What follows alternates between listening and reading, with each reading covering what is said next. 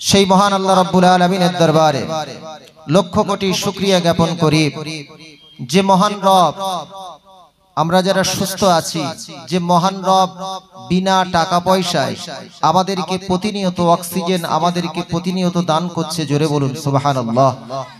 যে মহান রবে এমন একজন রব যিনি তার পৃথিবীর বুকে একজন নবী ছিলেন, নবীটির নাম হলো হযরত ইব্রাহিম আলাইহিস সালাতু সালাম। নাম শুনেছেন? একটু কথা বলেন। পবিত্র কোরআনের পারা নাম্বার 17 পৃষ্ঠা নাম্বার 20, সূরার নাম হচ্ছে সূরাতুল হাজ, আয়াত নাম্বার হলো 78। আল্লাহ বলছেন মিল্লাতা আবিকুম ইব্রাহিম হুয়া সাম্মাকুমুল মুসলিমিন। এই যে আমরা আমাদের উই আর মুসলিম, আমরা হলাম মুসলমান। এই মুসলমান নাম যিনি সর্বপ্রথম নামকরণ করেছেন তিনি হলেন সাইয়্যিদনা ইব্রাহিম আলাইহিস সালাম, জোরে বলুন। এই ইব্রাহিম আলাইহিস সালাতু সালাম তৎকালীন অত্যাচারী বাদশা ছিল, যিনি নিজেকে খোদা বলে দাবি করেছিলেন, যার নাম হলো নমরুদ। মনে রাখবেন, এই নমরুদ কি করলেন? একটি অগ্নিকুণ্ড তৈরি করলেন। সেই অগ্নিকুণ্ডেতে তিনি, বিশাল লম্বা ঘটনা আমি সংক্ষেপে বলছি, যিনি হযরত ইব্রাহিম আলাইহিস সালাতু সালামকে অগ্নিকুণ্ডের মধ্যে ফেলে দিলেন। ভালো করে বুঝবেন, হযরতে জিবরিল আমিন আলাইহিস সালাতু সালাম সঙ্গে সঙ্গে ইব্রাহিম নবীর কাছে এলেন। যে ইব্রাহিম নবীকে বললেন যে ইব্রাহিম, সাইয়্যিদনা ইব্রাহিম, আপনি বলুন, আপনি যদি বলেন তাহলে আমি এখন অনুমতি দিলে আমার যে পালক আছে, আমার যে ডানা আছে, হাদিস পাকের মধ্যে এসেছে আল্লাহ রাসূল আল্লাহর হাবিব জানিয়েছেন লাহু সিত্তাতু মিআতা জানাহিন। হযরতে জিবরিল আমিন আলাইহিস সালাতু সালামের 600টা ডানা। হযরতে জিবরিল আমিন বলছে ইব্রাহিম নবী, আপনি যদি অনুমতি দেন আমি একটা ডানা মারবো, এই আগুন অগ্নিকুণ্ড দূরে কোথায় সরে পড়ে যাবে। আল্লাহর নবী ইব্রাহিম বললেন তুমি আল্লাহর হুকুমে এসেছো? জিবরিল আমিনকে জিজ্ঞাসা করলেন, বলছে আপনার অগ্নিকুণ্ডে ফেলে দিয়েছে দেখে আমি সইতে পারি না, আমি চলে এসেছি আপনাকে সাহায্য করার জন্য। তা বলছে ইব্রাহিম নবী বললেন তুমি যদি একজন ফেরেশতা হয়ে আমি নবী ইব্রাহিমের প্রতি এত দরদ হয়, তাহলে যে রব আমাকে আল্লাহ আমাকে সৃষ্টি করেছে না জানি তার অন্তরে কত দরদ। অতএব ওগো জিবরিল, তোমার সাহায্যের প্রয়োজন নেই। হাসবুনাল্লাহু ওয়া নি'মাল ওয়াকিল ওয়া নি'মাল মাওলা ওয়া নি'মান নাসির। সে আল্লাহর প্রতি আমি তাওয়াক্কুল করলাম, ভরসা করলাম। আমার আল্লাহ তখন বলে আমার নবী ইব্রাহিম পরীক্ষা উত্তীর্ণ হয়েছে। পবিত্র কোরআনের পারা নাম্বার 17, সূরার নাম সূরাতুল হাজ, আয়াত নাম্বার হলো 69। হযরত ইব্রাহিম নবীর শানে কোরআনের আয়াত নাজিল হলো কুল্লা ইয়া নারু কুনি বারদাও ওয়া সালামান আলা ইব্রাহিম। আল্লাহ বলছে ওগো অগ্নিকুণ্ড, নমরুদের তৈরি অগ্নিকুণ্ড, তুমি আমার নবী ইব্রাহিমের জন্য শীতল হয়ে যাও এবং নিরাপদ হয়ে যাও। এমন শীতল হয়েও না যাতে আমার নবী ইব্রাহিমের ঠান্ডা লাগে। জোরে বলুন, এটা জোরে বলা যাবে সুবহানাল্লাহ। তাহলে যে নবী ইব্রাহিম আলাইহিস সালাতু সালাম, যে রব নমরুদের তৈরি অগ্নিকুণ্ডকে যিনি ফুলের বাগান, নিরাপদ বাগান বানিয়ে দিয়েছিলেন, সেই রবের দরবারে খোলা চিত্তে একাগ্র মনে অন্তরের স্থল থেকে শুকরিয়া জ্ঞাপন করি। সকলে বলি আলহামদুলিল্লাহ। এটা জোরে বলা যাবে আলহামদুলিল্লাহ। পবিত্র কোরআনের পারা নাম্বার 2 পৃষ্ঠা নাম্বার 2, সূরার নাম হচ্ছে সূরাতুল বাকারা, আয়াত নাম্বার 152। আল্লাহ বললেন অশকুরুলি ওয়ালা তাকফুরুন। বান্দা তোমরা আমি আল্লাহ আমার শুকরিয়া করো। জোরে বলুন সুবহানাল্লাহ। শুকরিয়া করলে কি হবে? কোরআনের অন্য জায়গায় এসেছে লাইন শাকারতুম লা আজিদান্নাকুম। তোমরা যদি আমি আল্লাহ আমার শুকরিয়া করো, আমি তোমাদের ধন সম্পদকে বৃদ্ধি করে দেব। জোরে বলুন সুবহানাল্লাহ। অতঃপর বিশ্ব মানবতার মুক্তির দূত, বিশ্ব মানবতার মুক্তির দিশারি, যার শানে পবিত্র কোরআনের একটি আয়াত আমি আপনাদের কাছে বলি। পবিত্র কোরআনের মধ্যে এসেছে, পবিত্র কোরআনের পারা নাম্বার 17 পৃষ্ঠা নাম্বার 10, সূরার নাম হচ্ছে সূরাতুল আম্বিয়া, আয়াত নাম্বার 107। আল্লাহ বললেন ওমা আরসালনাকা ইল্লা রাহমাতাল লিল আলামিন। হে নবী, আমি তোমাকে টোটাল আলামিনের জন্য, টোটাল জগতের জন্য তোমাকে আমি রহমত করে সৃষ্টি করেছি। এই আয়াতের ব্যাখ্যায় মুফাসসিরিন কিরামগণ লিখেছেন আলামিন মানে হলো জামার সিগা, বহু বচনের সিগা, অর্থাৎ আলামিন একটা আলাম মানে দুনিয়া, আলামিন মানে অনেকগুলো আলাম, অনেকগুলো জগৎ। সেখানে ব্যাখ্যার মধ্যে বলা হয়েছে, একটা ব্যাখ্যার মধ্যে এসেছে 3টে জগতের কথা বলা হয়েছে, আলামে দুনিয়া, আলামে বারজাক আর আলামুল আখিরা। অর্থাৎ দুনিয়ার জগৎ, কবরের জগৎ আর হচ্ছে আখিরাতের জগৎ। এই 3টে জগতের জন্য আমার আপনার দয়ার নবীকে আমার আল্লাহ রহমত করে সৃষ্টি করেছেন। জোরে বলুন। পাশাপাশি দেখুন আল্লাহ রাব্বুল আলামিনের সঙ্গে আমার নবী হাবিব মুহাম্মদুর রাসূলুল্লাহর কত মিল দেখুন। আল্লাহ বলছে হাবিব তুমি লক্ষ্য করে দেখলে না, আমি আল্লাহ তো তোমাকে 3টে জগতের রহমত করে সৃষ্টি করেছি। আর আমি আল্লাহ নিজে জানিয়েছি পবিত্র কোরআনের পারা নাম্বার 1, সূরার নাম সূরাতুল ফাতিহা, আয়াত নাম্বার 1। সূরা ফাতিহা নাম শুনেছেন? রাসূলুল্লাহ বলেছেন, লা সালাতা লিমান লাম ইয়াকরাউ বিফাতিহাতিল কিতাব।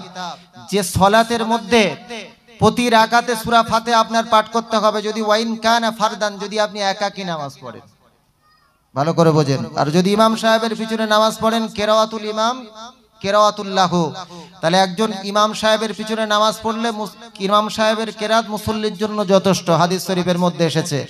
সম্মানিত দিন দরদি বাবাজি, আমি আপনাদের বোঝাচ্ছি, এই সূরাতুল ফাতিহার 1 নম্বর আয়াত আল্লাহ রাব্বুল আলামিন জানাচ্ছেন আলহামদুলিল্লাহি রাব্বিল আলামিন। আল্লাহ বলছে, ওগো হাবিব, তুমি 3টে জগতের জন্য যেমন তুমি রহমত, আর আমি আল্লাহ হলাম এই 3টে জগতের রব। জোরে বলুন সুবহানাল্লাহ।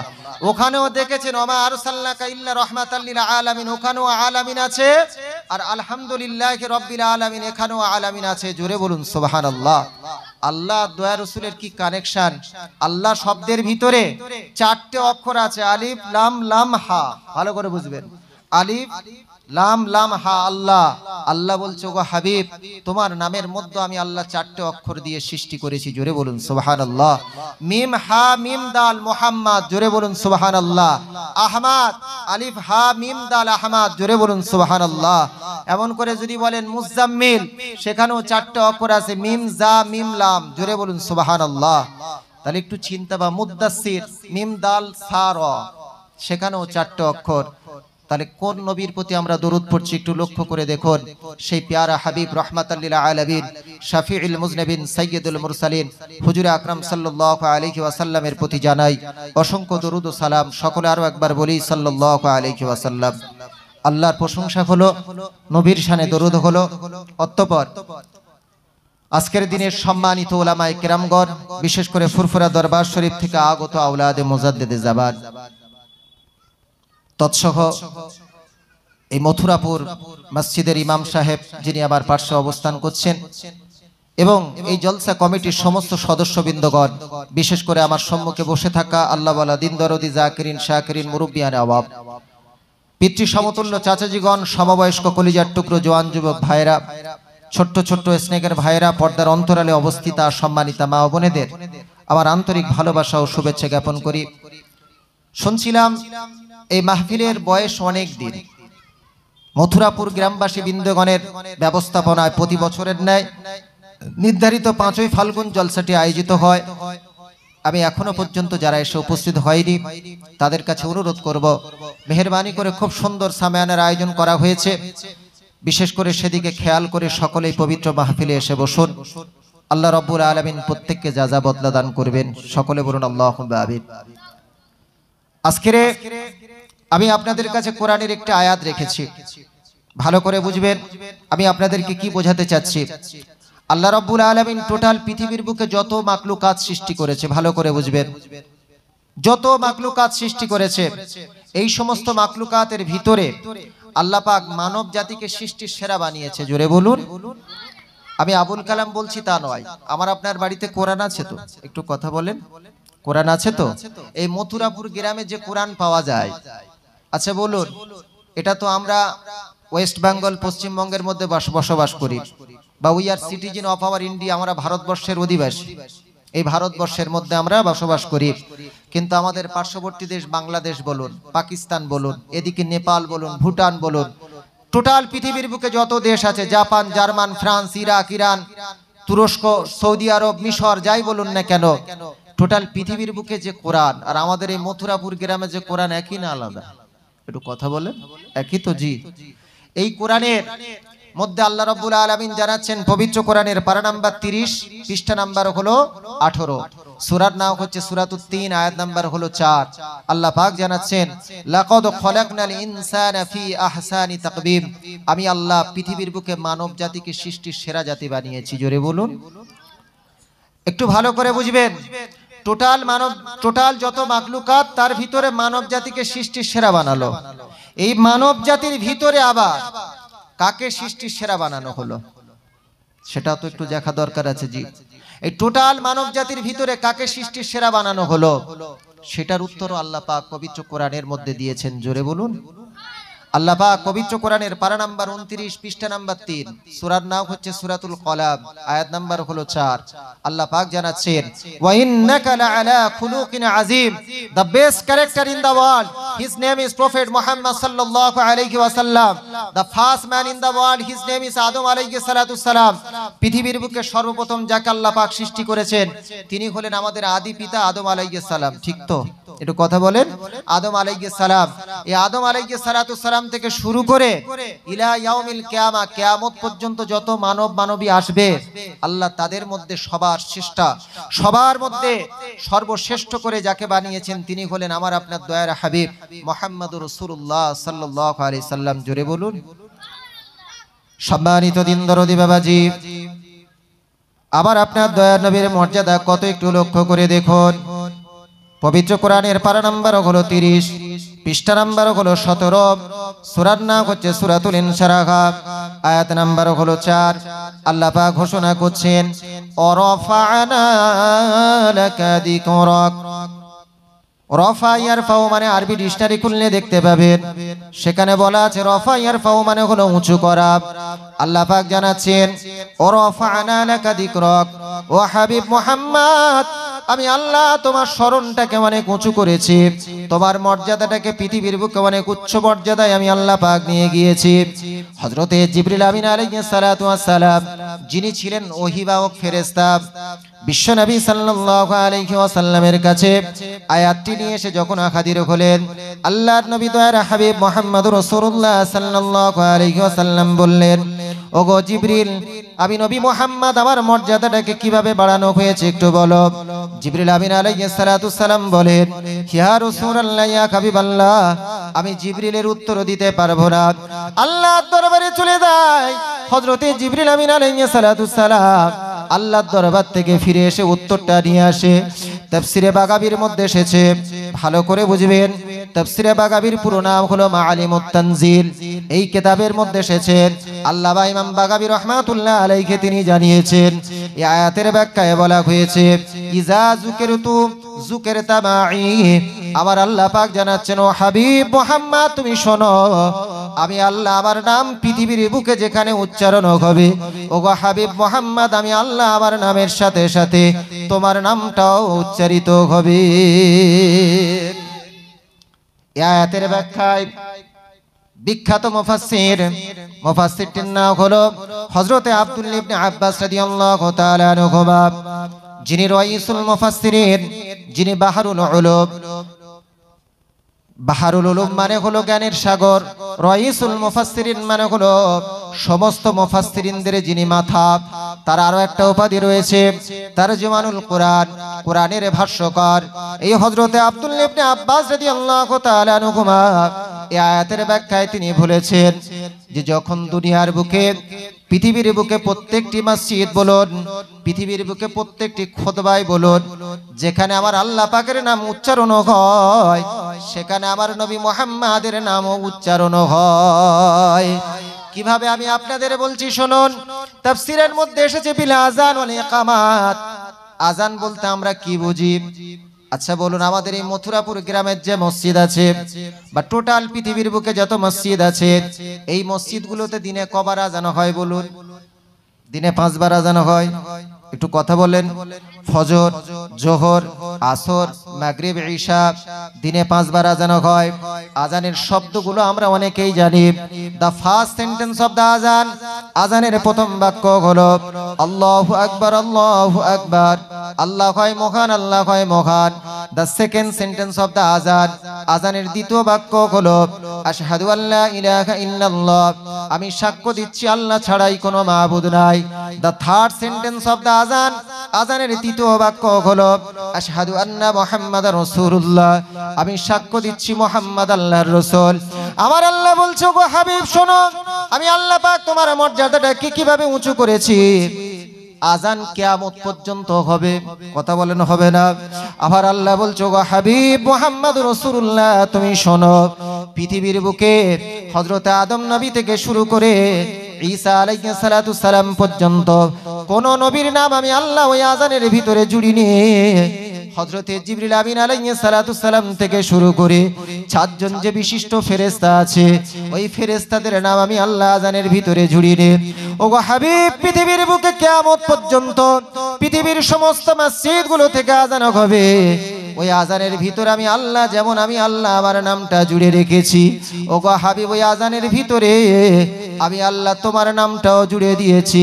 আমি আল্লাহ আমার নামের সাথে সাথে ওগো হাবিব তোমার নামটাও পৃথিবীর মানুষ তারা কিয়ামত পর্যন্ত উচ্চারণ করবে।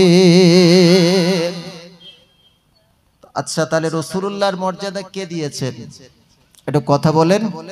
আল্লাহ রাসূলুল্লাহর মর্যাদা দিয়েছে তো। আচ্ছা, এই রাসূলুল্লাহর মর্যাদা নিয়ে যারা ছিনিমিনি খেলে, এমন একজন মানুষের নাম হলো নরাধম, এমন একজন মানুষের নাম হলো আবু জাহাল। নাম শুনেছেন? কথা বলেন, নাম শোনেননি? এই আবু জাহাল, আমরা সবাই আবু জেহেল বলি, কিন্তু আসল নাম হলো আবু জাহাল। ভালো করে শুনুন, তার কিন্তু his real name is Amr ibn Hisham. তার আসল নাম কিন্তু আবু জাহাল ছিল না, ভালো করে বোঝেন। তার নাম ছিল আমর ইবনে হিশাম, মানে হিশামের পুত্র, নাম ছিল আমর। সে নিজেকে আবুল হাকাম বলে মক্কার বুকে দাবি করেছিল। আবুল হাকাম মানে হলো জ্ঞানের পিতা। আল্লাহর তরফ থেকে রাসূলুল্লাহ তার নাম রাখলেন আবু জাহাল, অর্থাৎ মূর্খের পিতা। জোরে বলুন সুবহানাল্লাহ। এই আবু জাহাল, তার বিশাল ইতিহাস। রাসূলুল্লাহ সাল্লাল্লাহু আলাইহি ওয়াসাল্লাম প্রথম যখন ইসলামের বাণী চতুর্দিকে যখন ইন্তেশার করছেন, স্প্রেড করছেন, প্রচার প্রসার করছেন, আবু জাহাল তার নিজস্ব পৌত্তলিকতা ধর্মের বিরুদ্ধে আঘাত লাগার কারণে সে মুহাম্মাদেরকে পরীক্ষা করার জন্য রাসূলুল্লাহর দরবারে একবার হাজির হয়েছে। ভালো করে বুঝুন। আবু জাহাল মক্কা রাস্তা দিয়ে হেঁটে হেঁটে আস্তে আস্তে মক্কা রাস্তার পাশে কিছু কাঁকর পড়েছিল। কাঁকরগুলো তারা হাতের ভিতরে নিয়েছে। হাতের ভিতরে কয়েকটি কাঁকর নিয়ে মুষ্টিটা এমন করে ভালো করে মুঠো মেরে নিয়েছে। মুঠো মেরে নিয়ে বিশ্বনবী মুহাম্মদুর রাসূলুল্লাহর কাছে হাজির হয়ে গেলেন। হাজির হয়ে বলছি, আ মুহাম্মদ, ও মুহাম্মদ, তুমি নিজেকে নবী বলে দাবি করো। আজকের আমি তোমাকে পরীক্ষা করব, তুমি সত্যিকারের নবী কিনা, তুমি ভণ্ড নবী কিনা। আমি আবু জাহাল আজকে পরীক্ষা করব। আবু জাহালকে রাসূলুল্লাহ বলছেন, আবু জাহাল আপনি বলুন, আমাকে আপনি কি পরীক্ষা করবেন বলুন। আবু জাহাল বলছে, ও মুহাম্মদ, আমার হাতের ভিতরে কি আছে তোমাকে না দেখে বলে দিতে হবে। ভালো করে বুঝুন। আল্লাহ রাসূল আল্লাহর হাবিব ওই সময় আল্লাহর দরবারে হাত তুললেন। পবিত্র কোরআনের মধ্যে এসেছে, পবিত্র কোরআনের পারা নাম্বার 24 পৃষ্ঠা নাম্বার 13, সূরার নাম হচ্ছে সূরাতুল মুমিন, আয়াত নাম্বার হলো 60। আল্লাহ পাক ঘোষণা করছেন, ওয়াকালা রাব্বুকুম উদউনি আস্তাজিব লাকুম। আমার আল্লাহ পাক জানাচ্ছেন, বান্দা যখন তোমরা কোনো মুসিবতের মধ্যে গ্রেফতার হয়ে যাবে, হাবি আল্লাহ আমার দরবারে যদি তোমরা প্রার্থনা করো, দোয়া করো, আমি আল্লাহ তোমাদের দোয়া কবুল করব। তিরমিজি শরীফের মধ্যে এসেছে, আল্লাহ রাসূল আল্লাহর হাবিব জানিয়েছেন, লাইসা শাইউন আকরামা আলাল্লাহি তাআলা মিনাদ দুআ। রাসূলুল্লাহ সাল্লাল্লাহু আলাইহি ওয়াসাল্লাম একবার সাহাবীদেরকে বললেন, ও সাহাবীরা, তোমরা কি জানো কোন জিনিসটা, কোন ইবাদতটা আল্লাহর কাছে সবচেয়ে সম্মানীয়? সাহাবারা বললেন, ইয়া রাসূলুল্লাহ, ইয়া হাবিবাল্লাহ, হুজুর, আমাদের পিতামাতার জানগুলো আপনার পদতলে কুরবানি হয়ে যাক। ইয়া রাসূলুল্লাহ, আপনি জানিয়ে দেন কোন ইবাদতটা আল্লাহর কাছে সবচেয়ে সম্মানীয়। দয়ার রাসূল, দয়ার হাবিব বললেন, ও সাহাবীরা, তোমরা শুনে নাও, আমি রাসূলুল্লাহ জানাচ্ছি, লাইসা শাইউন আকরামা আলাল্লাহি তাআলা মিনাদ দুআ।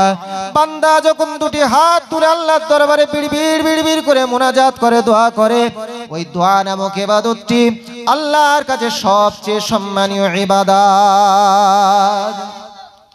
রাসূলুল্লাহ আল্লাহর দরবারে হাত তুললেন। হাত তুলে বলে, ওগো আমার আল্লাহ, ইন্নাল্লাহা সামিউন বাসীর, আল্লাহ আপনি সবকিছু শুনতে পান, সবকিছু দেখতে পান। ইসলামের চিরশত্রু আবু জাহাল আমাকে পরীক্ষা করতে চায়। ওগো আল্লাহ, আপনি বলে দিন, আমাকে জানিয়ে দিন, আবু জাহালের হাতের মুঠোর ভিতরে কি আছে আপনি আমাকে জানিয়ে দিন। রাসূলুল্লাহর দোয়া এদিকে শেষ হলো না, আবু জাহালের হাতের ভিতরে যে কাঁকরগুলো ছিল, ওই কাঁকরের জবান আমার আল্লাহ খুলে দেয়। কাঁকর চিৎকার করে আবু জাহালের হাতের মুঠোর ভিতর থেকে বলতে থাকে, লাব্বাইক ওয়া সাআদাইক ইয়া রাসূলুল্লাহ, আমি হলাম মক্কার রাস্তার কাঁকর, আমি হলাম মক্কার রাস্তার কাঁকর। ইয়া রাসূলুল্লাহ, আল্লাহ পাক আপনাকে লাঞ্ছিত করবে না, আল্লাহ পাক আপনাকে শেষ জামানার নবী করে সৃষ্টি করেছে। জোরে বলা যাবে সুবহানাল্লাহ। আবু জাহালের হাতের কাঁকর রাসূলুল্লাহকে সাক্ষ্য দেয়। আবু জাহাল বলছে, ভালো করে বুঝুন, আবু জাহাল বলেছিল যে আমার হাতের ভিতরে কি আছে যদি বলতে পারো মুহাম্মদ, আমি ইসলাম ধর্ম গ্রহণ করব। ইসলাম ধর্ম গ্রহণ করা তো দূরের কথা, মুহাম্মদকে আরো উল্টো পাল্টা কথা বলল, ইন্নাকা লা সাহির ইন্নাকা লা কাহিনুন। মুহাম্মদকে বলল, মুহাম্মদ তুমি একজন জাদুকর ছাড়া অন্য কিছু নয়। অবস্থা বুঝতে পারছেন জি? পৃথিবীর বুকে একজন খ্রিস্টান ব্যক্তি, যার নাম হলো মাইকেল এইচ হার্ট, তিনি একটি ইংরেজিতে পুস্তক লিখেছেন, পুস্তকটির নাম হলো দি 100, 100 মনীষীর জীবনী। এই 100 মনীষীর জীবনী তিনি লিখতে গিয়ে পৃথিবীর বুকে স্যার আইজাক নিউটন, ঐতিহাসিক হেরোডোটাস, পৃথিবীর বুকে আর্যভট্ট, পৃথিবীর বুকে বিশাল বড় বড় বিজ্ঞানী, বিশাল বড় বড় গবেষক, বিশাল বড় বড় সাহিত্যিক, ভৌগোলিক, বিশাল বড় বড় কবিদের জীবনী তার পুস্তকের মধ্যে তিনি আনলেন। কিন্তু মজার বিষয় কি জানেন? তিনি কিন্তু তার পুস্তকের ভিতরে 1 নম্বরে স্থান যাকে দিলেন, তিনি হলেন প্রফেট মুহাম্মদ সাল্লাল্লাহু আলাইহি ওয়াসাল্লামকে। জোরে বলুন, এটা জোরে বলা যাবে? ওই মাইকেল এইচ হার্টকে প্রশ্ন করা হয়েছিল যে পৃথিবীর বুকে এত বড় বড় বৈজ্ঞানিক, এত বড় বড় সাহিত্যিক, এত বড় বড় ঐতিহাসিক রয়েছে, সেখানে তুমি কেন মুহাম্মদ আরবের বুকে জন্মগ্রহণ করেছে? জন্মানোর আগেই তার পিতা আব্দুল্লাহ মারা গেছে, মা আমিনা মারা গেল 6 বছর বয়সে। চাচা আবু তালেবের কাছে মানুষ হলো, দাদা আব্দুল মুত্তালিবের কাছে 2 বছর বয়স, 8 বছর বয়স যখন রাসূলুল্লাহর, তখন দাদু আব্দুল মুত্তালিব সেও মারা গেল। এই একজন ইতিম মুহাম্মাদের নাম তুমি তোমার পুস্তকের 1 নম্বরে কেন রাখলে? দা ফার্স্ট পজিশন, প্রথম পজিশনে তুমি কেন দিলে? মাইকেল এইচ হার্ট বলেছিল, পৃথিবীর বহু মনীষীর জীবনী নিয়ে আমি ঘাটাঘাটি গবেষণা রিসার্চ করে দেখলাম, পৃথিবীর প্রত্যেকটি মনীষীর জীবনী পারিবারিক জীবনে, বাস্তবিক জীবনে, সামাজিক জীবনে নয়, অর্থনৈতিক জীবনে কোনো না কোনো ভুল আছে। একমাত্র মুহাম্মাদের জীবনের ভিতরে বিন্দু মাত্র কোনো ভুল নাই। জোরে বলুন, এটা জোরে বলা যাবে সুবহানাল্লাহ। নারী তাকবীর, নারী তাকবীর। মথুরাপুরের মহান ইসালে সওয়াব, মথুরাপুরের মহান ইসালে সওয়াব, উচ্চ স্বরে দরুদ শরীফ আল্লাহুম্মা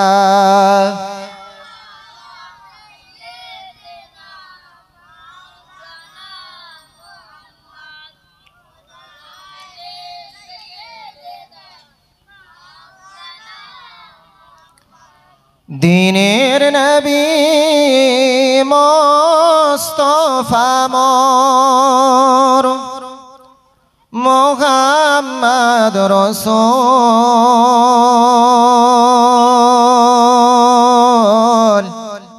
কোল জাগানের অন্ধকারে তুমি আলোর ফল। জানি আমি রাসূলুল্লাহ নাই ভুবনে,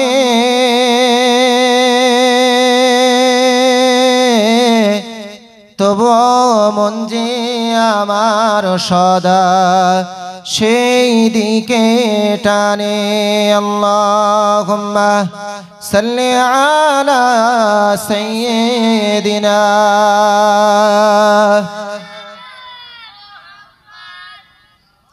ওয়া আলা আলি সাইয়্যিদিনা।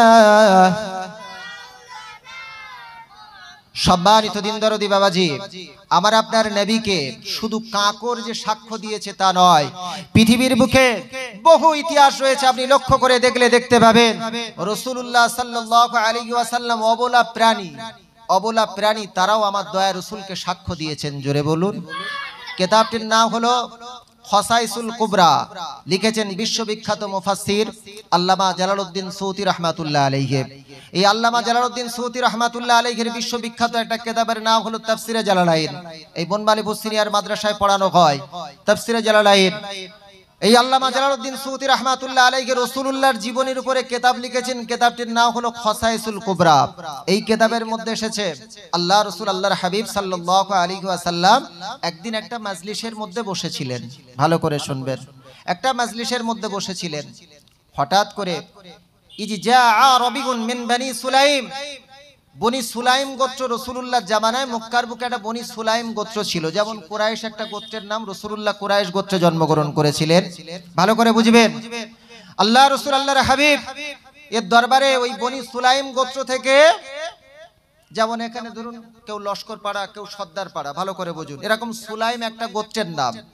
এই সুলাইম গোত্র থেকে একটা বেদুইন ব্যক্তি রাসূলুল্লাহর কাছে এলেন। ফাকাদ সাদা দব্বান, আমি ইবারত বলছি, ফাকাদ সাদা দব্বান হাদিসের ইবারত বলছি, তিনি সাথে করে একটা গোসাপ, গোসাপ শুনেছেন? আবার জায়গা চলতি ভাষা গুয়েটকেল বলে, তাই তো জি। এই গোসাপ রাসূলুল্লাহর দরবারে বাঁধা অবস্থায় নিয়ে আসলেন। ওই বেদুইন ব্যক্তিটি এসে বলে, ও মুহাম্মদ, আমি শুনলাম তুমি নাকি নিজেকে নবী বলে দাবি করছো। ফাকালা ওয়াল্লাতি ওয়াল উজ্জা লা আমানতু বিকা হাত্তা ইউমিনু বিকা হাদাদ দাব। ও মুহাম্মদ, আমি ততক্ষণ পর্যন্ত তোমাকে নবী বলে মানব না, আমি লাত এবং উজ্জার কসম খাচ্ছি। তৎকালীন কাবা শরীফের ভিতরে 360টা দেবদেবী ছিল। ভালো করে মনে রাখবেন, এই 360টা দেবদেবীর মধ্যে বড় দেবদেবীগুলোর নামের মধ্যে কয়েকজন হলো লাত এবং উজ্জা। ওই বনি সুলাইম গোত্রের ওই ব্যক্তিটি এসে বলে, ও মুহাম্মদ, লাত এবং উজ্জা ওই দেবীর নামে কসম খেয়ে বলছে, যতক্ষণ না পর্যন্ত আমি যে বাঁধা গোসাপটা নিয়ে এসেছি, এই গোসাপ যতক্ষণ না আপনাকে সাক্ষ্য দেবে নবী বলে, আমি ততক্ষণ আপনাকে নবী বলে মানব না। আল্লাহ রাসূল আল্লাহর হাবিব মজলিসে যত সাহাবী ছিলেন, এই সাহাবীগুলো অবাক হয়ে যায়। গোসাপ সে অবলা প্রাণী কি করে কথা বলবে? আল্লাহ রাসূল আল্লাহর হাবিব সমস্ত সাহাবীরা তারা বলে, ইয়া রাসূলুল্লাহ, ইয়া হাবিবাল্লাহ, গোসাপ অবলা প্রাণী, সে কি করে কথা বলবে? রাসূলুল্লাহ বলছেন, ও সাহাবীরা তোমরা শান্ত হয়ে দাও। সাহাবীরা সবাই শান্ত হয়ে গেল। আল্লাহ রাসূল আল্লাহর হাবিব বললেন, ও বেদুইন ব্যক্তি সুলাইম গোত্রের মানুষ, তুমি তোমার গোসাপটাকে খোলা, তুমি বাঁধা অবস্থা থেকে খুলে আমার সামনে হাজির করো। ওই ব্যক্তিটা বলল, ইয়া মুহাম্মদ, যদি আমি এই গোসাপটাকে যদি খুলে দিই তাহলে সে তো আর এখানে থাকবে না, পালাবে। আল্লাহ রাসূল আল্লাহর হাবিব বলছো, ও বেদুইন ব্যক্তি, শোনো শোনো শোনো, ওই গোসাপকে যতক্ষণ না পর্যন্ত আমি রাসূলুল্লাহ হুকুম দেব, ততক্ষণ পর্যন্ত এখান থেকে বিন্দু মাত্র আর কোথাও যাবে না। গোসাপটা রাসূলুল্লাহর দরবারের সামনে রানা হলো। আল্লাহ রাসূল আল্লাহর হাবিব গোসাপটাকে চিৎকার করে বলছে, ইয়া দব, ও গোসাপ তুমি বলো। ফাকালা মান তাআব্বাদা, তুমি কার ইবাদত করো বলো। গোসাপকে আল্লাহ রাসূল জিজ্ঞাসা করছে, ও গোসাপ তুমি বলো। ফাকালা মান তাআব্বাদা, তুমি কার ইবাদত করো। গোসাপটার জবান আমার আল্লাহ খুলে দেয়। গোসাপটা চিৎকার করে বলতে থাকে, ইয়া রাসূলুল্লাহ, ইয়া হাবিবাল্লাহ, আমি আপনার কাছে উত্তর দিচ্ছি, আপনি শুনুন। আল্লাযী ফিস সামাই আরশুহু ওয়া ফিল আরদি সুলতানুহু ওয়া ফিল বাহরি সাবিলুহু ওয়া ফিল জান্নাতি রাহমাতুহু ওয়া ফিন নারি আযাবুহু।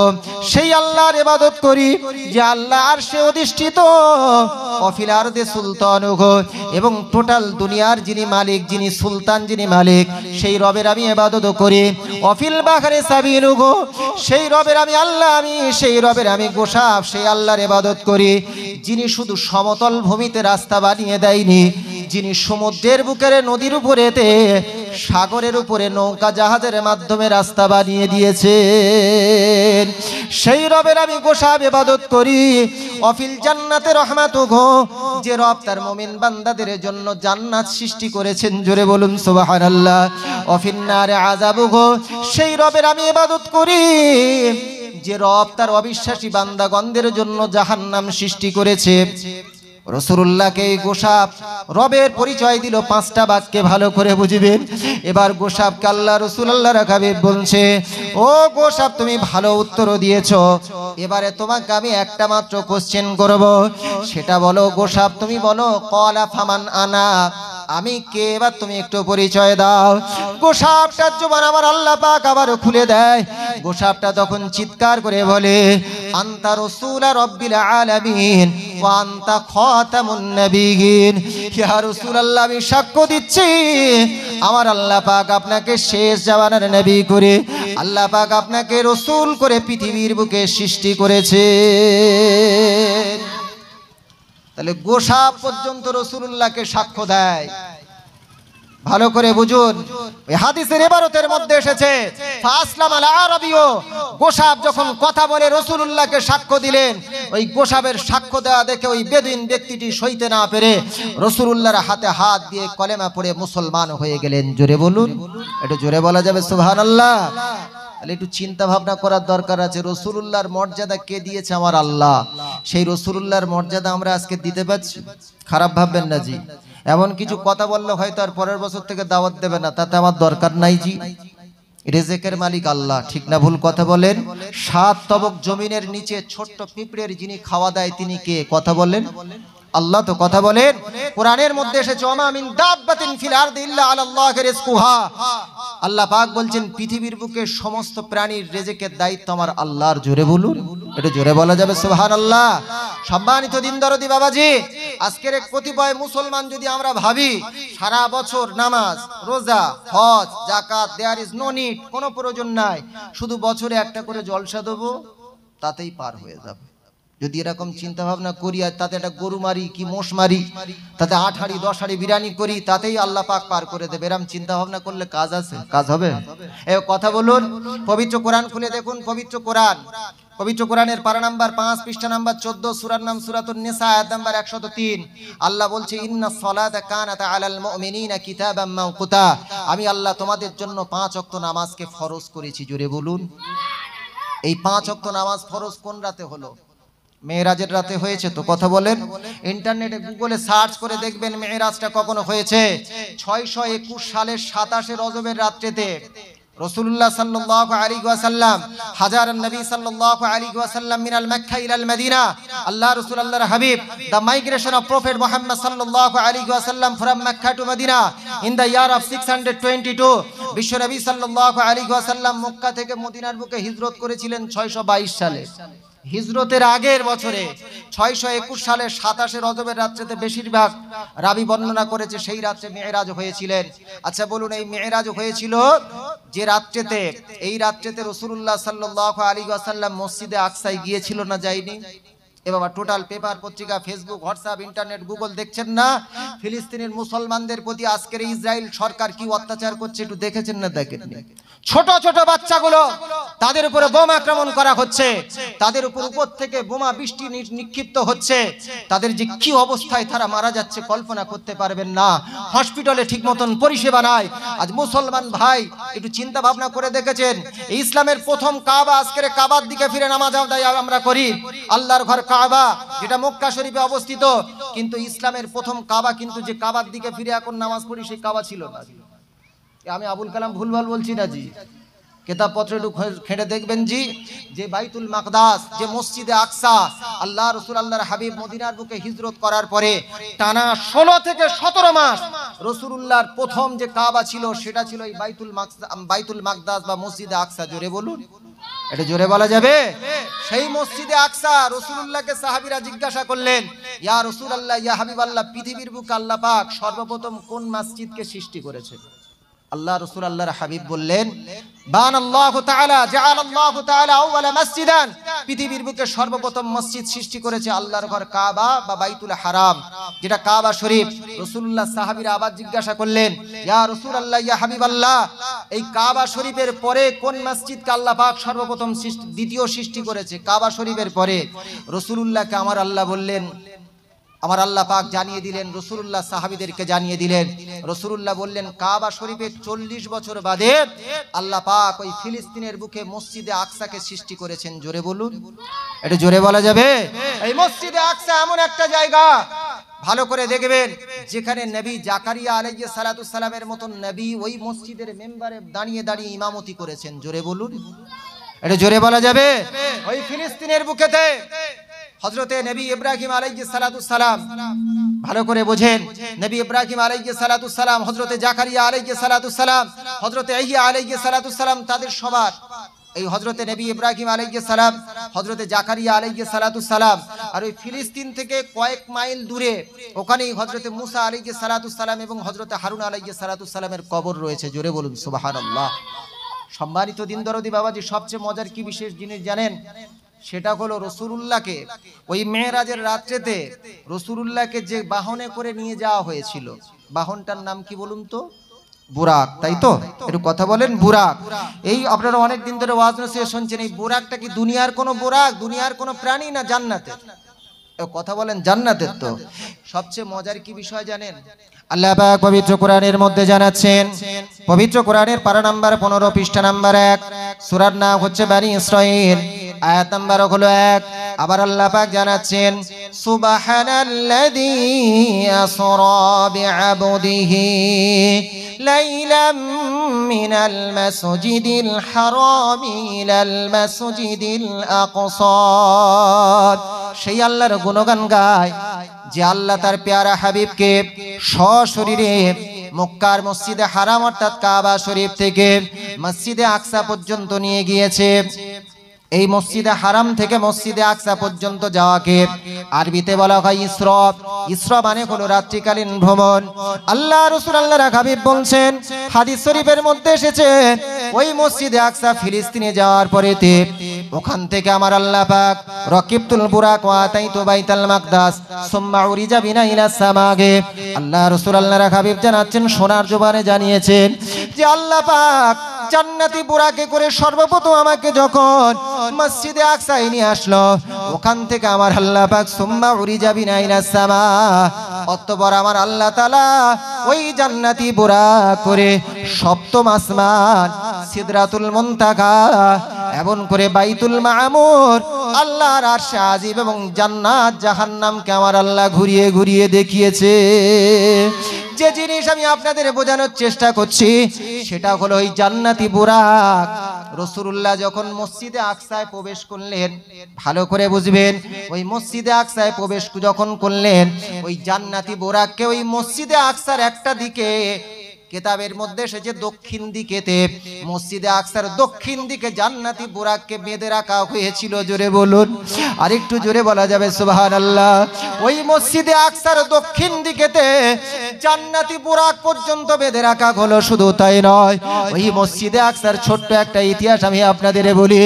আল্লাহ রাসূল আল্লাহর হাবিবকে যে রাত্রিতে ওই মসজিদে আকসায় নিয়ে যাওয়া হয়েছিল, কিতাবের মধ্যে এসেছে, কিতাবটির নাম হলো আদাবুল আরাবিয়া, পশ্চিমবঙ্গ মধ্য মাদ্রাসা শিক্ষা পর্ষদের তরফ থেকে টোটাল পশ্চিমবঙ্গে 102টো সিনিয়র মাদ্রাসা আছে। এই 102টো সিনিয়র মাদ্রাসার মধ্যে আলেম ফার্স্ট ইয়ারে একটা পুস্তক পড়ানো হয়। পুস্তকটির নাম হলো আদাবুল আরাবিয়া, অর্থাৎ আরবি সাহিত্য।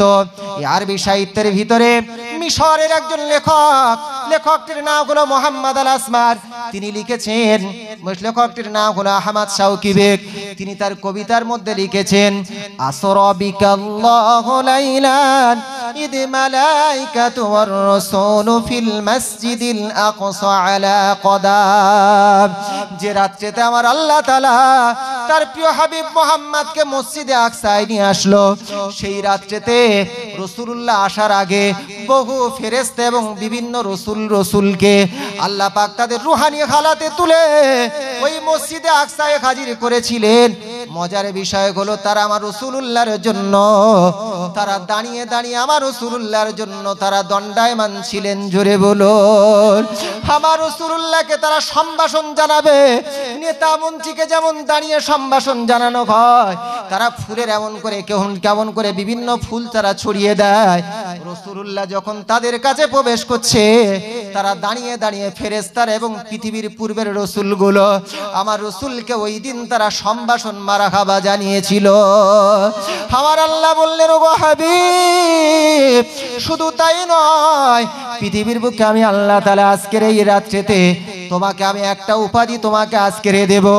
তোমার পিছনে ফেরেশতারা আর পৃথিবীর পূর্বের রাসূলগুলো তারা মুসল্লি হবে, আর ওই মসজিদে আকসারের তুমি ইমামতির জায়গা দাঁড়িয়ে দাও।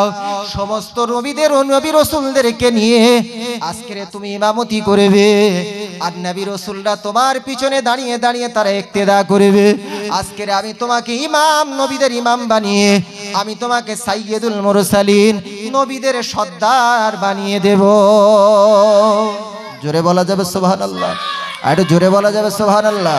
নারী তাকবীর, নারী তাকবীর, উচ্চ স্বরে দরুদ শরীফ আল্লাহুম্মা।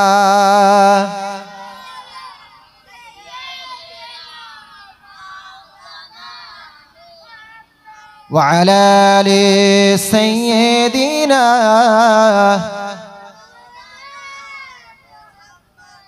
আচ্ছা রাসূলুল্লাহ তাহলে মর্যাদা দিলেন কে? আল্লাহ দিয়েছে না দেয়নি? কথা বলেন। আজকের সেই রাসূলুল্লাহর আদর্শ ছেড়ে আজকের দেখবেন আজ মুসলমানের ছেলেদের অন্য কোন জাতির ছেলেপুলেদের নিয়ে আমার কোনো মাথা ব্যথা নেই জি। মুসলমানের জওয়ান যুবক ছেলেপুলেগুলো, যুবতী মেয়েগুলো আজকের দেখবেন নায়ক নায়িকাদের, ফুটবলার, ক্রিকেটারদেরকে অনুসরণ করছে, করে না জি? এবার কথা বলেন, করে না? অনেক মুরব্বী মানুষ এখানে বসে আছে জি। আগেকার যুগের যদি কারোর প্যান্ট ছিঁড়ে যেত, প্যান্ট এই মুরব্বী মানুষ তারা জানে যে প্যান্ট ছিঁড়ে গেলে ছাই গাদায় ফেলে আসতো না? কথা বলেন না কেন? ছাই গাদায় ফেলে আসতো তো। আর এখনকার যুগে কি বলুন তো, বা মা বোনেরা আগেকার যুগের প্যান্ট ছিঁড়ে গেলে দেখবেন নেতা বানাতো। নেতা মানে কোনো গ্রামের নেতার কথা বলছি না, হাড়ির নেতা, কাপড়ের নেতা। ঠিক আছে, খারাপ ভাববেন না জি। আমি হাসানোর উদ্দেশ্যে বলছি না। সমাজ আজ কত অধঃপতন নিচে চলে এসেছে একটু দেখুন, লক্ষ্য করুন। আর এখনকার বর্তমানের ইয়াং জেনারেশন, বাড়িতে যদি কারোর বিয়ে হয় নতুন জামা কাপড় কিনবে, কে ঈদ আসছে ঈদের জন্য নতুন জামা কাপড় কিনবে, পকেটে 2000 কি 1000 টাকা নিয়ে গিয়ে এসি দোকানে গিয়ে, যে শ্বেত পাথরওয়ালা দোকান, সেই দোকানে গিয়ে দোকানদারকে বলছে, দোকানদার ছেঁড়া প্যান্ট বার কর। এবার হচ্ছে না জি। আগেকার যুগের প্যান্ট ছিঁড়ে গেলে ছাই গাদায় ফেলে আসতো, আর এখনকার যুগের ইয়াং জেনারেশন এরা দোকানে গিয়ে বলতে ছেঁড়া প্যান্ট বার করো। দেখবেন হাঁটুর ধারে ছেঁড়া, পার ধারে ছেঁড়া। আস্তে আস্তে দিয়ে অবস্থা বুঝতে পারছেন। এদের যদি বলা হয় এরা বলে দিস ইজ দ্য ফ্যাশন। অবস্থা বুঝতে পারছেন? প্যান্ট ছেঁড়া পড়ছে আবার বলছে ফ্যাশন। তাহলে অবস্থা আজকের কোন দিকে এগিয়ে যাচ্ছে জি। জওয়ান যুবক ছেলেপুলেরা আবার কি হচ্ছে, হাতে বালা পড়ছে, কানে দুল পড়ছে। এরকম আপনাদের এরকম হয়েছে যে এলাকায়? শস্যের ভিতরে ভূত কম বেশি সব জায়গায় প্রবেশ করেছে জি। অবস্থা বুঝতে পারছেন? কানে দুল পড়ছে, হাতে বালা পড়ছে। আচ্ছা, এগুলো কানে দুল হাতে বালা এগুলো কাদের কালচার? মেয়েদের তো, মহিলাদের, মা বোনদের। ঠিক না ভুল বলুন? মা বোনরা দেখছে সরকার বলছে উই আর ইকুয়াল, আমরা সব সমান। সরকার এখন সব সমান বলছে, তাই না? এখন মা বোন বলছে ওরা যদি আমাদের হাতের বালা আর যদি কানের দুল পরে, তাহলে আমাদের ওদেরও কিছু নেওয়া উচিত। তাই মা বোনরা দেখবেন এখন কলকাতার দিকে আশেপাশে সব প্রবেশ করে গেছে। এখন এরা প্যান্ট শার্ট পরছে, গেঞ্জি পরছে জি। অবস্থা বুঝতে পারছেন? তাহলে অবস্থা বুঝতে পারছেন তো কোন দিকে এগিয়ে যাচ্ছে জি। আল্লাহ হেফাজত করুক। পবিত্র কোরআন খুলে দেখবেন, পবিত্র কোরআনের পারা নাম্বার 3 পৃষ্ঠা নাম্বার হলো 13। সূরার নাম হচ্ছে সূরাতুল ইমরান, আয়াত নাম্বার হলো 31। আমার আল্লাহ পাক জানাচ্ছেন, কুল ইন কুনতুম তুহিব্বুনাল্লাহ ফাত্তাবিউনি ইউহিব্বুকুমুল্লাহ ওয়া ইয়াগফিরু লাকুম যুনুবাকুম আল্লাহু গফুরুর রহিম। আমার আল্লাহ পাক জানিয়ে দিল, কুল ইন কুনতুম তুহিব্বুনাল্লাহ, ওগো হাবিব তুমি দুনিয়ার মানুষদের উদ্দেশ্যে জানিয়ে দাও, ইন মানে হলো যদি, কুনতুম মানে তোমরা, তুহিব্বুনাল্লাহ তোমরা যদি আল্লাহকে মহব্বত করতে চাও, আল্লাহর সঙ্গে যদি প্যার করতে চাও, আল্লাহর সঙ্গে যদি ভালোবাসা অর্জন করতে চাও, ফাত্তাবিউনি তোমরা আমার হাবিব মুহাম্মদকে অনুসরণ করো। দয়ার রাসূল আমার জানালেন, ও সাহাবীরা তোমরা জানো আমার আল্লাহ তাআলা জানিয়ে দিয়েছেন আমি রাসূলুল্লাহ আমাকে যদি তোমরা অনুসরণ করো, আমার আল্লাহ তাআলা অটোমেটিক তোমাদেরকে ভালোবাসবে। ওয়া ইয়াগফিরু লাকুম যুনুবাকুম, শুধু আল্লাহ ভালোবাসবে তা নয়, পৃথিবীর বুকে ইতিপূর্বে যা গুনাহ করেছেন আমার আল্লাহ সেই গুনাহগুলোকে ক্ষমা করে দেবে। জোরে বলা যাবে সুবহানাল্লাহ। তাহলে রাসূলুল্লাহকে আল্লাহ কত বড় নিয়ামত আমাদের জন্য সৃষ্টি করলেন জি। কত বড় নিয়ামত সৃষ্টি করেছে একবারও কল্পনা করতে পারিনি। আচ্ছা বলুন, পৃথিবীর বুকে the first war in the Islam, পৃথিবীর বুকে প্রথম ইসলামের যে যুদ্ধ হয়েছিল সেই যুদ্ধের নাম ছিল কি বলুন? বদর। এবার কথা বলেন, বদরের যুদ্ধ ছিল না জি? এই বদরের যুদ্ধ হয়েছিল, ইন্টারনেটে সার্চ করে দেখবেন 624 সালে, হিজরত করার 2 বছর বাদে 624 সালে বদরের যুদ্ধ হয়েছিল। সম্মানিত দিন দরদি বাবাজি, এই বদরের যুদ্ধ যখন হলো, মুসলমানদের সৈন্য সংখ্যা ছিল মাত্র 313 জন। কত? 313 জন। আর কাফেরদের সৈন্য সংখ্যা ছিল 1000 জন। আচ্ছা আপনারা জ্ঞানী গুণী মানুষ, 313 দিয়ে যদি 3 দিয়ে গুণ করা হয় 939 হয়। নাকি? একটু কথা বলেন। 939 হয়, তাহলে 3 গুণের চেয়ে আবার 61 জন বেশি। কি হিসেব তাই তো বলে জি। কিতাবের মধ্যে এসেছে, সহিহুল বুখারীর মধ্যে এসেছে, আল্লাহ রাসূল আল্লাহর হাবিব মদিনা থেকে সাহাবীদেরকে নিয়ে বদরের প্রান্তরে যখন ধীরে ধীরে ধীরে ধীরে কয়েক শত মাইল, এমন করে কিতাবের মধ্যে এসেছে 80 মাইল, 80 মাইল দূরেতে আল্লাহ রাসূল আল্লাহর হাবিব কয়েকদিন ধরে হেঁটে হেঁটে বদর প্রান্তরে যখন উপস্থিত হলেন, আল্লাহ রাসূল আল্লাহর হাবিব যখন জানতে পারলেন কাফেরদের সৈন্য সংখ্যা হলো 1000 জন আর মুসলমানদের সৈন্য সংখ্যা হলো 313 জন। বদর যুদ্ধ হয়েছিল, সম্মানিত দিন দরদি বাবাজি, বদর যুদ্ধ হয়েছিল 2রা হিজরি, দ্বিতীয় হিজরি 624 সালে আর 14ই রমজান। আবার কেউ বলছে, এমন করে ভালো করে শুনবেন, আবার কেউ বলছে 17ই রমজান। এমন করে যেই তারিখে যুদ্ধটা হলো, ওই তারিখেতে যুদ্ধ হবার আগের দিন রাত্রেতে আল্লাহ রাসূল আল্লাহর হাবিব সাহাবীদেরকে সাথে করে নিয়ে আল্লাহর দরবারে দুটি হাত তুলেছে, হাত তুলে দোয়া করছে, ওগো আবার আল্লাহ তাআলা, আল্লাহুম্মা আনশাদকা হাদাকা ওয়া আদাকা, আল্লাহুম্মা ইন শি'তা লাম তু'বাদ। ফাআখাযা আবু বকর রাদিয়াল্লাহু তাআলা আনহু বিয়াদিহি ওয়া ক্বালা সাইয়াজামুল জামু ওয়া ইউল্লুনাদ দুবুর। আল্লাহ রাসূল সাহাবীদেরকে নিয়ে এত করে কান্নাকাটি করে আল্লাহর দরবারে দোয়া করে, আল্লাহ ইসলামের প্রথম যুদ্ধ কাফেরদের সঙ্গে আগামী কাল হবে, ওগো আল্লাহ মুসলমানদের সৈন্য সংখ্যা কেবলমাত্র 313 জন।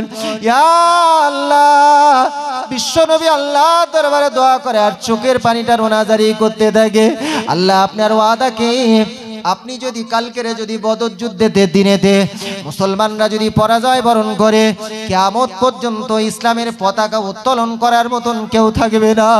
ওগো আল্লাহ, আমাদের সৈন্য সংখ্যা কেবলমাত্র 313 জন, কাফেরদের সৈন্য সংখ্যা হলো 1000 জন।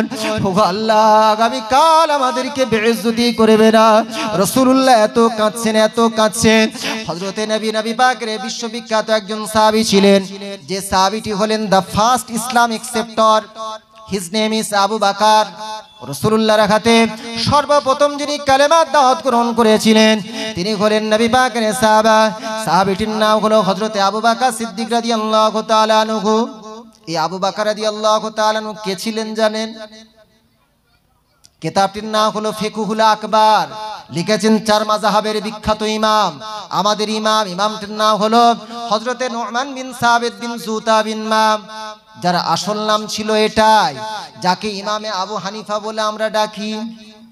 ভালো করে শুনবেন, এই ইমামে আবু হানিফা রাহমাতুল্লাহ আলাইহি লিখেছেন আফদালুন নাসে বা'দান নবিয়্যিন ওহু আবু বকর সিদ্দিক রাদিয়াল্লাহু তাআলা আনহু। টোটাল পৃথিবীর বুকে আল্লাহ পাক সমস্ত নবী রাসূলদের পরে যে মানুষটার স্থান আমার আল্লাহর দরবারে, তিনি হলেন নবীর সাহাবা আবু বকর রাদিয়াল্লাহু তাআলা আনহু। জোরে বলা যাবে? একটু জোরে বলা যাবে সুবহানাল্লাহ। শুধু তাই, রাসূলুল্লাহর সঙ্গে হিজরতের রাতের যিনি সাথী হয়েছিলেন তিনি আর অন্য কোন সাহাবী নয়, তিনি হলেন নবী পাকের সাহাবা আবু বকর রাদিয়াল্লাহু তাআলা আনহু। জোরে বলেন, আরেকটু জোরে বলা যাবে? আল্লাহ রাসূল আল্লাহর হাবিব বলছেন, ও সাহাবী আবু বকর, তুমি শোনো শোনো শোনো, দুনিয়ার বুকে যেমন আমি চলাফেরা যখন করি, আমার ডান দিকে আবু বকর তুমি থাকো আর বাম দিকে ওমর ফারুক রাদিয়াল্লাহু তাআলা আনহু থাকে। ওগো আবু বকর আর ওমর, তোমাদেরকে আমি রাসূলুল্লাহ জানাচ্ছি, কিয়ামতের ময়দানেতে আমি বিশ্বনবী মুহাম্মদ, সেদিনও আমি আমার ডান দিকে আবু বকরকে রাখবো আর বাম দিকে আমার সাহাবী ওমরকে রেখে দেব। জোরে বলুন, আরেকটু জোরে বলা যাবে সুবহানাল্লাহ।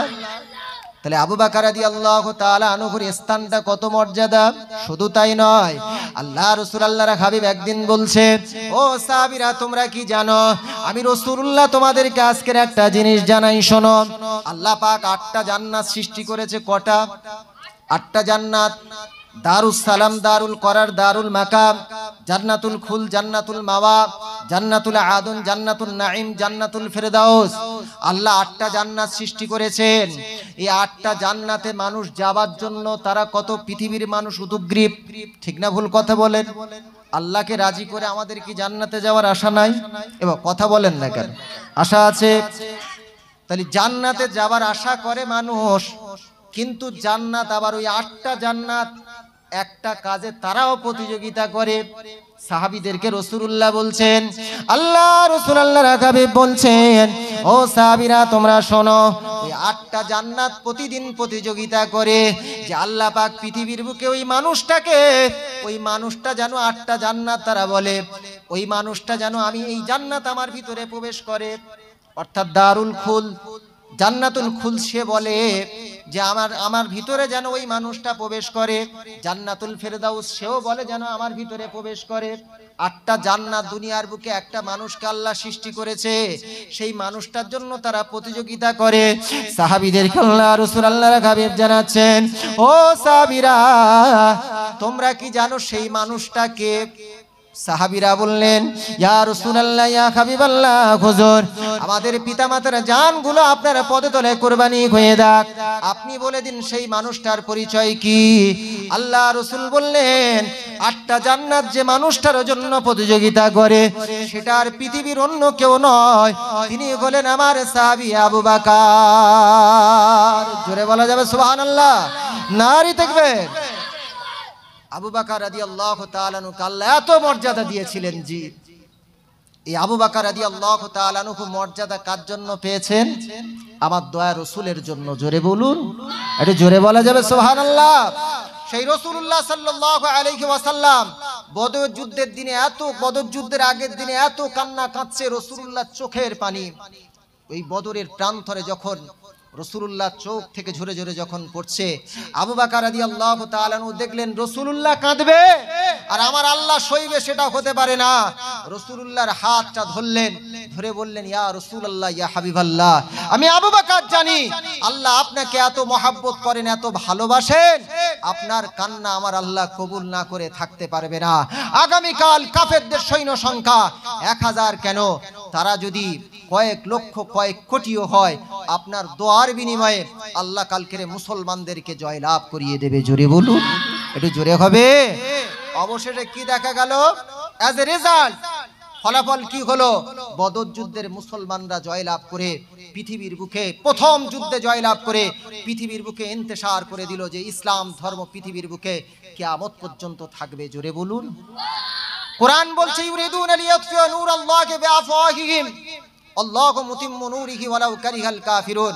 এই টোটাল কাফেররা তারা ইসলামকে নির্বাপিত করার জন্য, ইসলামকে শেষ করার জন্য তারা সর্বদা চক্রান্ত লেগে থাকবে, কিন্তু আমার আল্লাহ তাআলা কিয়ামত পর্যন্ত ইসলামকে প্রতিষ্ঠিত করেই রাখবে। জোরে বলুন।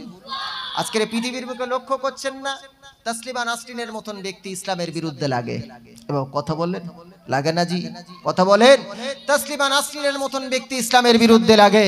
ওয়াসিম রেজভী, যিনি কোরআনের ভিতরে 26টা আয়াতের ভুল ধরেছিলেন, শোনেননি?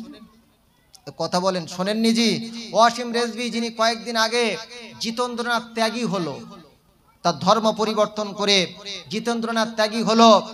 এই ওয়াসিম রেজভীর মতন মানুষ পৃথিবীর বুকে আজকের এই টোটাল পৃথিবীর বুকে কত এই নবী পাক সাল্লাল্লাহু আলাইহি ওয়াসাল্লাম সম্পর্কে বাংলাদেশের আসাদ নূর বলে একজন ব্যক্তি, বাংলাদেশের একজন আসাদ নূর বলে একজন ব্যক্তি, তারা রাসূলুল্লাহর বিরুদ্ধে লেগে থাকে। আচ্ছা বলুন, এই রাসূলুল্লাহর বিরুদ্ধে তৎকালীন আবু জাহাল লেগেছিল, লাগেনি? আবু লাহাব লেগেছিল, উতবা লেগেছিল, সাইবা লেগেছিল। পৃথিবীর বুকে বড় বড় তারা কমান্ডার, কাফেরদের বড় বড় কমান্ডার তারা লেগেছিল। ইসলামকে তারা ধ্বংস করতে পেরেছে। কথা বলেন, ধ্বংস করতে পেরেছে। আবার আল্লাহ বলেন, ওগো হাবিব তুমি চিন্তা করো না, আমি আল্লাহ কোরআনের আয়াত নাজিল করে দিচ্ছি। অরাইতান নাসা ইয়াদখুলুনা ফি দীনিল্লাহি আফওয়াজা। আমি আল্লাহ পাক জানিয়ে দিচ্ছি, এমন একটা সময় আসবে মানুষ দলে দলে তারা ইসলামের সুশীতল ছায়াতলে প্রবেশ করবে। ইসলামের ইতিহাসগুলো খুললে দেখতে পাবেন, ইসলামের প্রাথমিক অবস্থায় প্রথম 3 বছরে মুসলমানদের সংখ্যা ছিল কেবলমাত্র 48। ভালো করে বুঝবেন, মুসলমানদের সংখ্যা ছিল কেবলমাত্র 48। একটু ভালো করে বোঝার চেষ্টা করুন।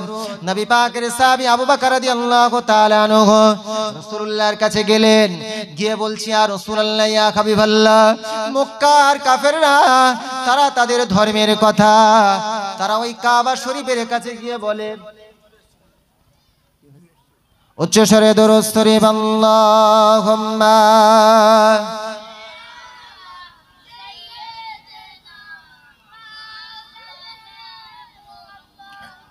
ওয়া আলা আলি সাইয়্যিদিনা। দয়াময় মাবুদ যিনি কি নিয়ামত পাঠাইলেন তিনি, সবার শেষে পাঠাইলেন বানাইলেন রাহমাতুল লিল আলামিন। আল্লাহুম্মা সাল্লি আলা সাইয়্যিদিনা ওয়া আলা আলি সাইয়্যিদিনা। আল্লাহ রাসূল আল্লাহর হাবিবের সাহাবী আবু বকর রাদিয়াল্লাহু তাআলা রাসূলুল্লাহর কাছে গিয়ে বললেন, ইয়া রাসূলুল্লাহ, মক্কার কাফেররা তারা তাদের ধর্মের কথা কাবা শরীফের সামনে দাঁড়িয়ে বলে, তাহলে আপনার ধর্ম তো আল্লাহ পাক কোরআনের মধ্যে জানিয়েছেন। পবিত্র কোরআনের পারা নাম্বার 3 পৃষ্ঠা নাম্বার 11, সূরার নাম হচ্ছে সূরাতুল ইমরান, আয়াত নাম্বার 19। আল্লাহ জানিয়েছেন, ইন্নাদ দীনা ইনদাল্লাহিল ইসলাম, the best religion is Islam. Total পৃথিবীর বুকে সর্বোত্তম ধর্ম হলো ইসলাম। এই ইসলাম সম্পর্কে ছোট্ট একটি তথ্য বলছি শুনুন। 2016 সালের জুন মাসে এই সময় পত্রিকা বাংলার বুকে আছে জানেন? এই সময় পত্রিকায় দিয়েছিল যে টোটাল পৃথিবীর বুকে 4300টি ধর্ম আছে। কটা ধর্ম? 4300টি ধর্ম। ভালো করে শুনবেন, 4300টি ধর্ম আছে। এই সমস্ত ধর্মের মধ্যে মজার বিষয় কি জানেন? এই 4300টি ধর্মের মধ্যে একমাত্র আল্লাহ রাব্বুল আলামিন যে ইসলাম ধর্ম দিয়েছে, এই ইসলাম ধর্মের যে ধর্মগ্রন্থ, সেটা কেবলমাত্র আল্লাহ রাব্বুল আলামিন মহান সৃষ্টি প্রতিপালকের দ্বারা সৃষ্টি করা হয়েছে। জোরে বলুন। পৃথিবীর বুকে অন্যান্য ধর্মের বেশিরভাগ ধর্মের ধর্মগ্রন্থগুলো পৃথিবীর মানুষের দ্বারা রচিত। আমি আবুল কালাম বলছি তা নয়। কোরআনের বাংলা অনুবাদ করেছিলেন একজন বিখ্যাত পণ্ডিত মানুষটির নাম ছিল গিরিশচন্দ্র সেন। এই গিরিশচন্দ্র সেন তিনি কোরআনের অনুবাদ করে তিনি নিচে লিখেছেন, this book is not written any man in the world. আমি কোরআনের অনুবাদ করতে গিয়ে দেখলাম এই কোরআন পৃথিবীর কোনো মানুষের দ্বারা রচিত রচনা করা সম্ভব নয়। জোরে বলুন, একটু জোরে বলা যাবে সুবহানাল্লাহ। আবু বকর রাদিয়াল্লাহু তাআলা আনহু আল্লাহ রাসূল আল্লাহর হাবিবের কাছে গিয়ে বললেন, ইয়া রাসূলুল্লাহ, কতদিন আর গোপনে আপনি ইসলাম ধর্ম প্রচার করবেন? আসুন একটু প্রকাশ্যে ইসলাম প্রচার করি। আল্লাহ নবী সাহাবা আবু বকর রাদিয়াল্লাহু তাআলা আনহুকে আল্লাহ রাসূল আল্লাহর হাবিব বলছেন, ও আবু বকর, না না না, এখনো সময় হয়নি ইসলাম প্রকাশ্যে প্রচার করার। নবী সাহাবা আবু বকর রাদিয়াল্লাহু তাআলা আনহু বলেন, ইয়া রাসূলুল্লাহ, ইয়া হাবিবাল্লাহ, আমার মনে বড় শখ জেগেছে। আজকের কাবার সামনে দাঁড়িয়ে দাঁড়িয়ে ইসলামের বাণীটা প্রচার করব, প্রসার করব। আল্লাহর নবী আল্লাহর হাবিব আবু বকর সিদ্দিক রাদিয়াল্লাহু তাআলার কথা শুনে রাসূলুল্লাহ এবং কয়েকজন সাহাবী গিয়ে কাবার সামনে দাঁড়িয়ে গেলেন। আবু বকর রাদিয়াল্লাহু তাআলা চিৎকার করে বলছেন, ও মক্কার কাফেররা, শোনো শোনো শোনো, লা তা'বুদু ইল্লাল্লাহ, তোমরা আল্লাহ ছাড়া কাউকে ইবাদত করো না। তা'বুদুল্লাহ, তোমরা ওয়াহিদান, তোমরা একমাত্র আল্লাহর ইবাদত করো, একমাত্র আল্লাহর ইবাদত করো। লা শারিকা, তোমরা তার কোনো শিলা তুশরিকু বিল্লাহি, তোমরা আল্লাহর সঙ্গে কাউকে শিরক করো না। মক্কার কাফেররা চতুর্দিকে জড়ো হয়ে দেয়, চতুর্দিকে জড়ো হয়ে তারা বিভিন্ন রকম ভাবে হাতে কেউ পাথর তুলে নেয়, মক্কার বুকে কাঁকরগুলো তুলে নেয়। তারা বিভিন্ন রকম ভাবে আবু বকর রাদিয়াল্লাহু তাআলা আনহুকে আক্রমণ করতে শুরু করে, নবী পাকের উপর তারা আক্রমণ করতে শুরু করে, আমার আপনার দয়ার নবীর প্রতি তারা আক্রমণ করতে শুরু করে, বিভিন্ন সাহাবীদের প্রতি তারা আক্রমণ করতে শুরু করে। আল্লাহর নবী সাহাবা আবু বকর রাদিয়াল্লাহু তাআলা আনহু আঘাত খেয়ে এমন একটা অবস্থা হয়ে গেল, যেন মনে হলো আবু বকর আর পৃথিবীর বুকে বেঁচে নাই, আবু বকর আর পৃথিবীর বুকে বেঁচে নাই। আবু বকর রাদিয়াল্লাহু তাআলা বেশ হয়ে গেল, ভালো করে বুঝবেন নবীর প্রতি আজকে আমরা কেমন মহাব্বত করি আর নবীর সাহাবীরা কেমন মহাব্বত করেছে দেখুন। আল্লাহ নবী সাহাবা আবু বকর রাদিয়াল্লাহু তাআলা জ্ঞানটা চলে গেল, বেহুশ হয়ে গেল, এমন করে অজ্ঞান হয়ে গেল। আল্লাহ নবী সাহাবা আবু বকর রাদিয়াল্লাহু তাআলা কে একটা বাড়িতে নিয়ে দেওয়া হলো, সেখানে আবু বকর রাদিয়াল্লাহু তাআলা কে চিকিৎসা করা হলো। ভালো করে বুঝবেন নবী সাহাবা আবু বকর রাদিয়াল্লাহু তাআলা কে চিকিৎসা করা হলো। পরদিন সকালবেলা যখন জ্ঞান ফিরেছে, কেউ বলছে যে রাতের বেলা যখন জ্ঞান ফিরেছে, এই আবু বকর রাদিয়াল্লাহু তাআলা আনহু তার এমন করে চতুর্দিকে যারা আছে তারা বলছে, ও আবু বকর তুমি এই গরম দুধটা খেয়ে নাও বা পানিটা তুমি একটু খেয়ে নাও। নবী সাহাবা আবু বকর বলেছিলেন, ও তোমরা আমার চতুর্দিকে যারা আছো তোমরা শোনো শোনো শোনো, আমার নবী মুহাম্মদুর রাসূলুল্লাহ কেমন আছে যদি আমি না জানতে পারি, দয়া রাসূলকে যদি যতক্ষণ পর্যন্ত না আমি সচক্ষে দেখব ততক্ষণ আমি আবু বকর আমার মুখে কোনো খাদ্য উঠবে না। জোরে বলা যাবে সুবহানাল্লাহ। তাহলে নবীর প্রতি তাদের কি মহাব্বত, কি ভালোবাসা ছিল জি। আর আজকের সেই নবীর শানে আজকের এই মাজলিস হয়েছে, আয়োজন হয়েছে, আজকের বলুন আজকের আমরা সেই নবীর মহাব্বত কতটা দেখাতে পেরেছি। আজকের মুসলমানের ছেলেরা মাথায় টুপি দিয়ে ঘুরবে তাও লজ্জা লাগে জি, পাঞ্জাবি পরে নামাজ পড়তে যাবে তাও লজ্জা লাগে জি, পাঞ্জাবি হাতে গুনে একটা দুটো, কিন্তু প্যান্ট শার্ট এমন করে 7-8টা জি। চন্দনেশ্বর বাজারে এবেলা যাচ্ছে আর একটা প্যান্ট শার্ট পরে, ওবেলা যাচ্ছে আর একটা প্যান্ট শার্ট পরে জি। চলছে না চলছে না কথা বলেন জি। মুসলমানের ছেলেরা বলতে বড় কষ্ট হয়। আল্লাহ পাক কোরআনের মধ্যে জানিয়েছেন যে হাল তারা মিন ফুতুর, আমার এই সৃষ্টি জগতের মধ্যে কোনো ভুল ভ্রান্তি আছে কিনা তোমরা একটু লক্ষ্য করে দেখো। আল্লাহ পাক এই যে সৃষ্টি টোটাল পৃথিবীকে সৃষ্টি করেছেন, বর্তমানে জোয়ান যুবক ছেলেপুলের এরা মনে হয় বলে আল্লাহ বেহেতার জানে, আল্লাহ খুব ভালো জানে, এরা অন্তরে মনে মনে বলে, তবে সবাই নয়, কিছু শ্রেণীর জোয়ান যুবক ছেলেপুলের এরা বলে যে আল্লাহ আপনার সৃষ্টি সবই ঠিক ছিল, তবে মনে হয় এক জায়গায় একটু প্রবলেম আছে। ভালো করে বুঝবেন, আমি ভুলভাল বলছি তা নয়। এখন কিছু জোয়ান যুবক ছেলেপুলে দেখেছেন এই মাথায় যে আল্লাহ কালো চুল দিয়েছে, এই আল্লাহ যে কালো চুল দিয়েছে মাথায়, এই কালো চুল তাদের ভালো লাগে না, দু সাইডটা ছেটে মাঝখানটা হলুদ করে ঘুরে বেড়াচ্ছে, এরা মাল নেই। কথা বলেন না কেন, খারাপ ভাবছেন জি? অবস্থা বোঝেন, দু সাইডটা ছেটে মাঝখানটা হলুদ করে ফুটবলারদের মতন ঘুরে বেড়াচ্ছে, ক্রিকেটারদের মধ্যে নায়ক নায়িকাদের মতন অনুসরণ করছে। আমার মনে হয় এরা বলে যে আল্লাহ সবই ঠিক ছিল, তবে চুলটা কালো না করে যদি হলুদ করে সৃষ্টি করতেন তাহলে আমাদের আর টাকা পয়সা খরচা করতে হতো না। আল্লাহু আকবার জি। যুবতী মেয়েরা এরা যেন মনে মনে বলে যে আল্লাহ সবই ঠিক ছিল, তবে আগেকার মা বোনেরা নয়, তারা এসব নাম শুনিনি।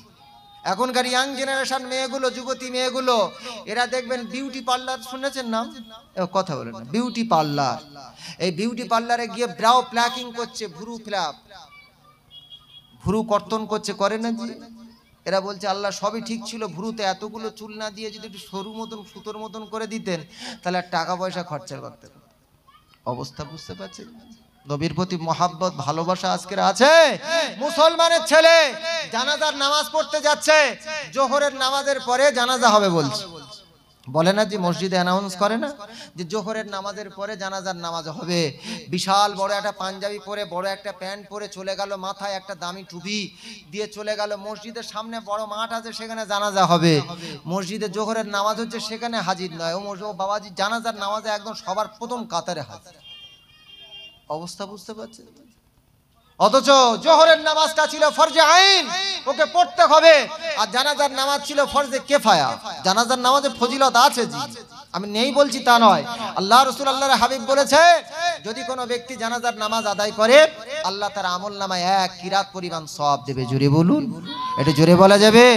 রাসূলুল্লাহ জানিয়েছেন যদি কেউ কবরস্থিত করে, মাটি দেয়, এই মাটি দেওয়ার সময় যখন আমরা যে একটা দোয়া পড়ি, মিনহা খলাকনাকুম ওয়া ফিহা নুঈদুকুম ওয়া মিনহা নুখরিজুকুম তারাতান উখরা।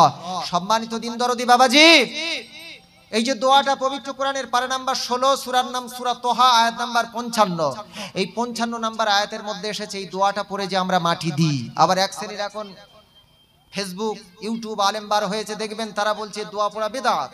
হাদিহি বিদআ, তারা বলছে বেদাত কোথায় পেয়েছো জি দোয়া।